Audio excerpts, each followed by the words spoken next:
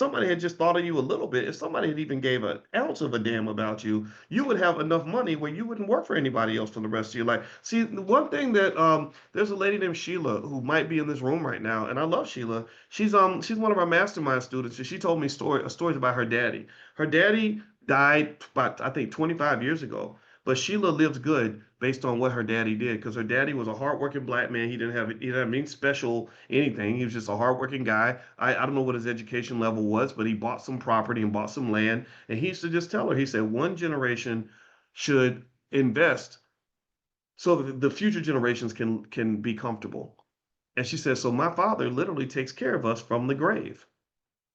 So when I met with Sheila and we talk about wealth decisions and strategies, we're not speaking from a position of strugglenomics. Why would we do that? Her father worked his entire life so she could have those conversations from a position of powernomics.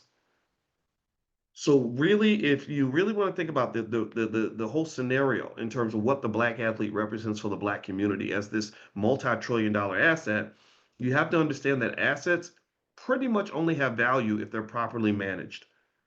An asset like a young athlete or a great singer or whatever, that's like a car. An asset or like a factory in a way. If I give you, I could give you $1 billion factory, and if you don't know anything about how to run that damn thing, that asset means nothing. The value of the asset will be wasted. So what do we have to do? Well, we get the training. The rest of us who aren't going to be the next Muhammad Ali or the next Terrence Crawford, we get the skill set to know how to manage the athlete, because here's the thing, while only black men can turn into the next Terrence Crawford, it's only black women that can give birth to the next Terrence Crawford. Do you understand?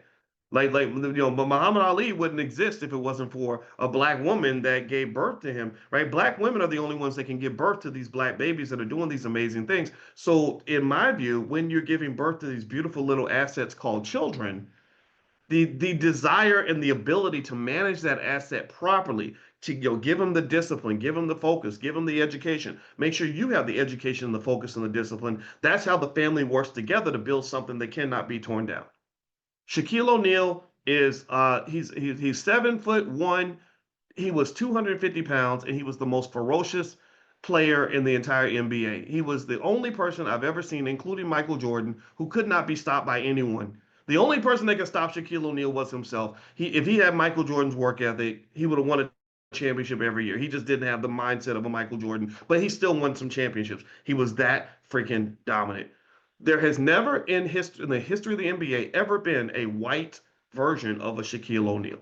There's never been a white version of a Michael Jordan. There's never been a white Muhammad Ali. And I'm not saying white people, I'm not this is not anti-white. This is just truth.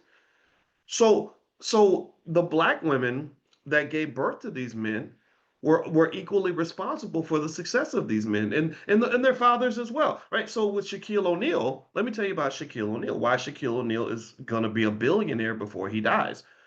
Shaquille O'Neal, when he went to the NBA, and his mother saw that he was this $1 billion asset of an athlete, she managed that. She managed his money, made sure that he didn't blow it all. They managed legacy. They made sure that everything was protected. His father was a military guy. Shout out to all the veterans in the room.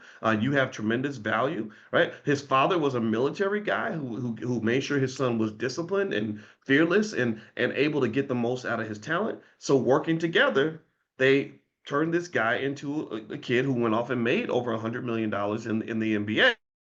And all the while, the family was right there in the background managing this $1 billion opportunity. They weren't going to let this opportunity get thrown out the window. So when you see drugs infiltrate the family, that's going to be a wasted opportunity.